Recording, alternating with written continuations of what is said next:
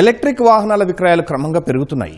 గత 2 నెలల్లో అమ్మకాలు పెరిగినట్లు federation of automobile dealers association నివేదికలో వెల్లడించింది.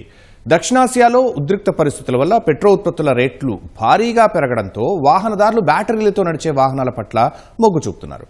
గత ఏడాదితో పోలిస్తే ఈ ఏడాది మే నెలలో బ్యాటరీ వాహనాల విక్రయాల్లో వృద్ధి చోటు చేసుకుంది. ఈవీ విక్రయాల జోరుపై మా ప్రతినిధి శ్రీకాంత్ అందిస్తున్న గ్రౌండ్ రిపోర్ట్. ఎలక్ట్రిక్ వాహనాల వినియోగం క్రమంగా పెరుగుతుంది. ఏటికేడు ఆ వాహనాల విక్రయాల్లో వృద్ధి కూడా చోటు చేసుకుంటుంది.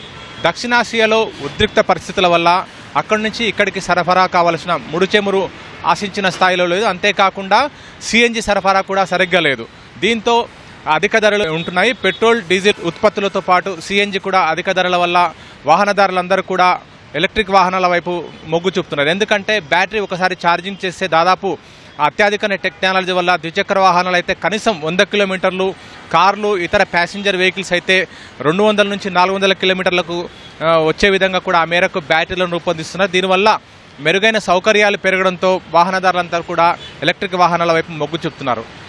దక్షిణాసియాలో ఉద్రిక్త పరిస్థితుల వల్ల పెట్రోల్ డీజిల్ ఉత్పత్తులు సరిగా ఇక్కడ చేరుకోలేకపోవడం వల్ల దాదాపు గంటల తరబడి పెట్రోల్ బంకుల ఎదుట నిలిచి ఉండడం, అంతేకాకుండా సిఎన్జి వాహనాలు అయితే దాదాపు 10 గంటల నుంచి 12 గంటల వరకు ఎదురు చూడాల్సిన పరిస్థితి తలెత్తింది. దానివల్ల టూ వీలర్సే కాకుండా ప్యాసింజర్ వెహికల్స్ కూడా ఎక్కువగా బ్యాటరీ వెహికల్ వైపు మొగ్గు చూపుతున్నారు. ఎందుకంటే బ్యాటరీ వెహికల్ సులభంగా ఛార్జింగ్ చేసుకోవడంతో పాటు ఈ కష్టాలు తప్పుతాయని చెప్పి కూడా వాహనదారులు భావించడం దీనికి కారణం. అయితే ప్రస్తుతము federation of automobiles dealers association విడుదల చేసిన నివేదిక ప్రకారము మొన్న మే నెలలో అత్యధికంగా ఈవీ వెహికల్స్ అమ్ముడయ్యాయి. గతంతో పోలిస్తే గత ఏడాది మే నెలతో పోలిస్తే ఈ ఏడాది మే నెలలో ఈవీ వెహికల్స్ అధికంగా అమ్ముడయ్యాయి.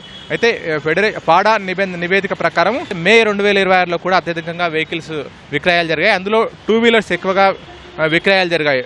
1.7 లక్షల ద్విచక్ర వాహనాలు విక్రయాలు జరిగాయి. గత ఏడాదితో పోలిస్తే ఇది అదనంగా ఉంది.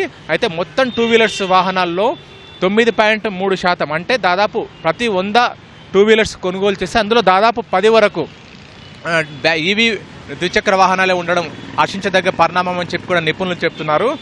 2025 మేలో 1.04 లక్షలు అంటే 1,04,000 ద్విచక్ర వాహనాలు ఈవీ వెహికల్స్ అమ్ముడుపోగా ఈ ఏడాది మాత్రం 1.7 లక్షల వరకు కూడా అమ్ముడైపోయాయి. అయితే ఏప్రిల్ 2026లో ఈ మొత్తం 7.9%గా ఉంది. అంటే ప్రతి 100 ద్విచక్ర వాహనాలు అమ్ముడవుతే అందులో దాదాపు 8 వరకు ద్విచక్ర వాహనాలు ఈవీకి సంబంధించినవి ఏప్రిల్లో అమ్ముడుపోగా ఈ ఏడాది అధికంగా అంటే దాదాపు 2% కూడా ఇంక్రీజ్ అయింది. 2026 మేలో అమ్ముడుపోయిన అన్ని వెహికల్స్లో 11% ఎలక్ట్రిక్ వెహికల్స్ అమ్ముడుపోయాయి.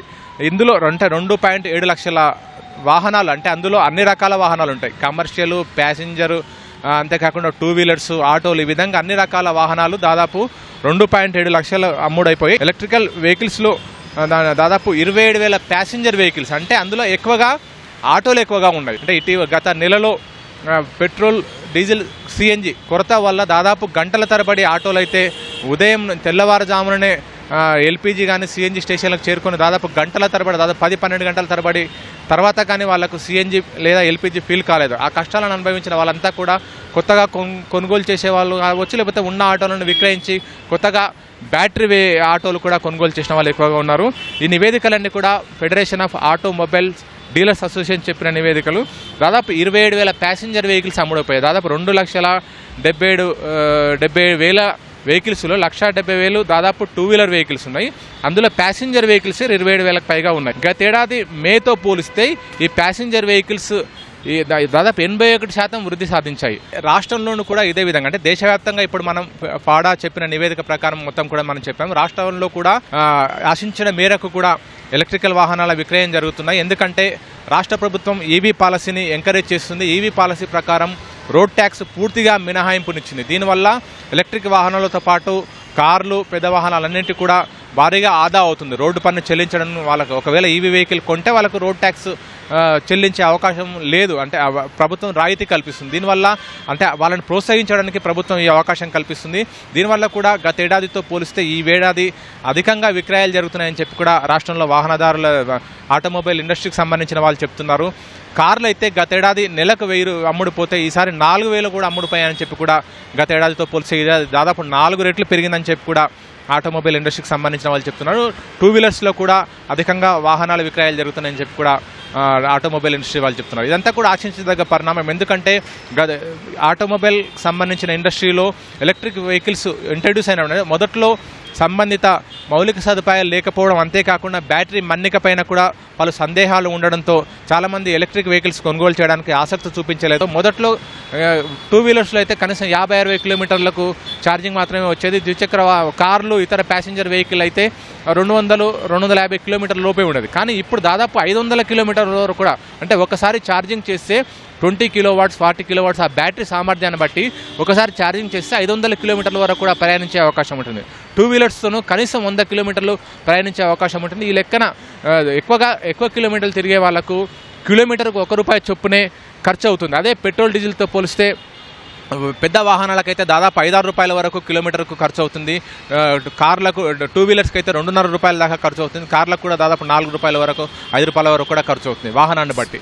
ఈ విధంగా ఎక్కువ ఖర్చు అవుతుండడానికి తోడు పర్యావరణ పరంగా హాని జరిగే అవకాశం ఉంది. కాబట్టి కొంతమంది పర్యావరణ పరులు కూడా, అంటే పర్యావరణానికి హితం చేయాలనే ఉద్దేశంతో కూడా కొంతమంది వాహనదారులు బ్యాటరీ వెహికల్లను కొంటున్నారు. అంతేకాకుండా ఖర్చు కూడా తక్కువ అవుతుందనే ఉద్దేశంతో, అంతేకాకుండా మౌలిక సదుపాయాలు కూడా అందుబాటులోకి రావడంతో క్రమక్రమంగా బ్యాటరీ వెహికల్ కొనుగోలు చేయడానికి కూడా అందరూ ఆసక్తి చూపుతున్నారు. Okay, over to you.